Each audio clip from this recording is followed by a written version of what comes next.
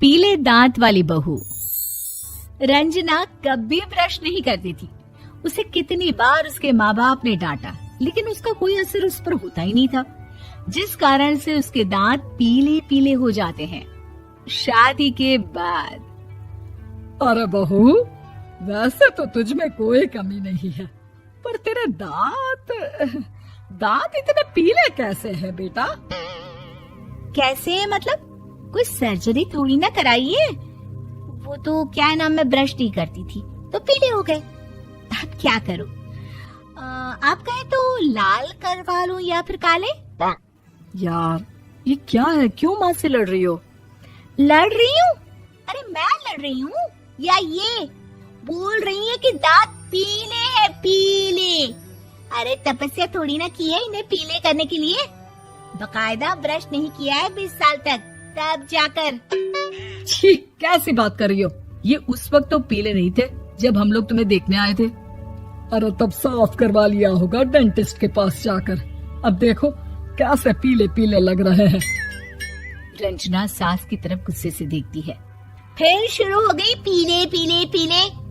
अरे पीले तो तब भी थे जब मेरे हाथ का रसगुल्ला उड़ा उड़ा कर खा रही थी और बोल रही थी, लड़की नहीं गुणों का खजाना दे रहे भाई साहब आप। खैर, अब वो लोग करते भी तो क्या करते, पीले दांत वाली बहू पल्ले पड़ी थी तो झेलना तो था ही।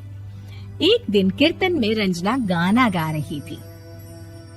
अरे कमला बहन, माँ का द्वार है, यहाँ तो सब शुद्ध होकर आते हैं, फिर अपनी बहू को ब्रश भी नहीं करवाती तुम। दूर से पीले पीले दांत भक्ति में बाधा उत्पन्न कर रहे हैं। अरे कोई 2 साल की बच्ची थोड़ी ना लेकर आई हूँ मैं बहू बनाकर। अच्छी खासी लड़की है, अरे कैसे करवाऊं ब्रश? ये तो उसे खुद करना चाहिए ना। अब माँ बाप तो इसके जैसे तैसे निपटा दिए, ये नहीं सोचा कि सास कैसे संभालेगी। सास बहू को लेकर घर आ जाती है, लेकिन सोच लेती है कि अब इसे लेकर कहीं नहीं जाएगी। अगले रोज बहू कहती है, अरे क्या हो गया, मंदिर नहीं जाना क्या? कीर्तन का वक्त हो रहा है। मेरी मधुर वाणी से कान्हा जी जागते हैं और सोते हैं।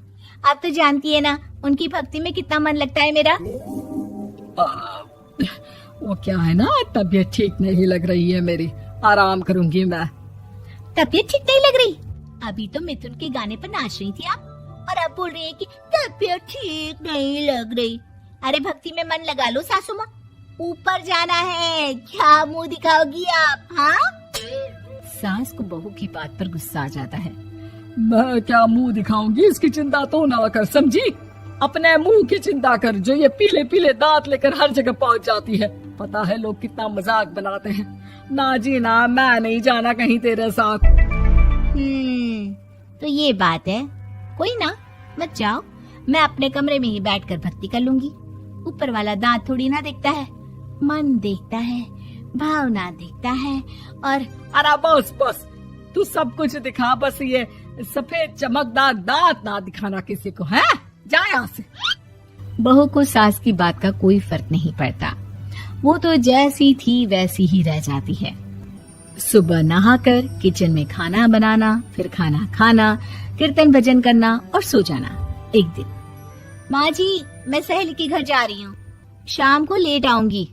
हाँ हाँ तो जाना, मैंने कौन सा तेरी आरती करनी है घर पर बैठकर। रंजना सहेली के घर जाती है, जहाँ वो पार्टी में जाने की तैयारी कर रही होती है। अरे शिखा, कहाँ जाने की तैयारी कर रही है? मैं गलत वक्त पर आ गई क्या? अरे नहीं यार, उल्टा सही वक्त पर आ गया। मैंने ये साड़ी और ज्वेलरी निकाली है यार, शाम को इनके ऑफिस की एक पार्टी में जाना है। बताना कैसा लग रहा है ये सब? नहीं यार, इस ड्रेस के साथ तो वो वाली ज्वेलरी अच्छी लगेगी। हाँ हाँ सही बोल रही है, मैंने ध्यान ही नहीं दिया। वैसे तो हमेशा से मस्त फैशन सेंस रखती है। तो बड़ा जाती होगी ना पति के साथ पार्टी में।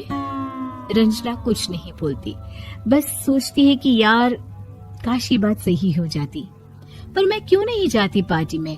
क्या इन लोगों की कोई पार्टी होती नहीं होगी? रंजना घर आती है और रात में पति से सवाल करती है, एक बात बताइए, आप मुझे किसी पार्टी में क्यों नहीं ले जाते? क्या आपके यहाँ ऑफिस में पार्टी नहीं होती? पति बेचारा क्या कहता कि दांत पीले हैं तुम्हारे इसलिए।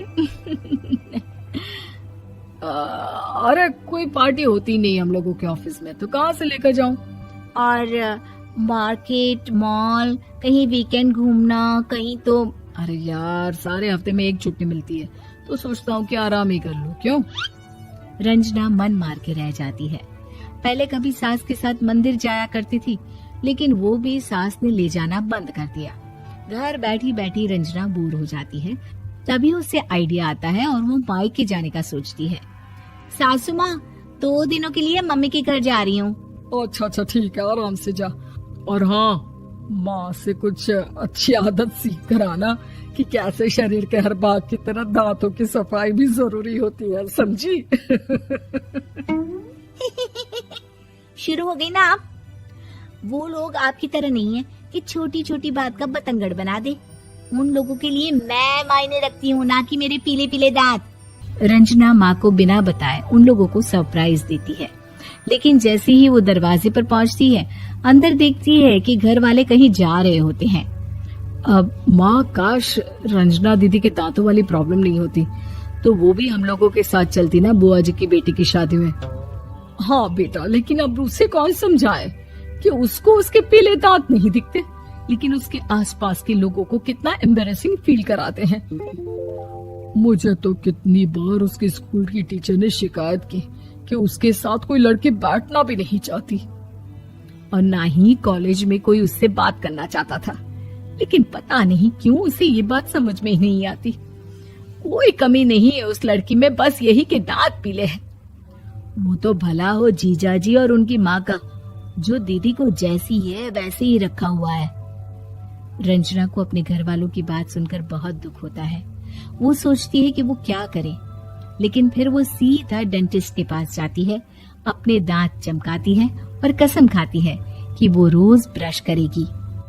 अरे क्या हो गया?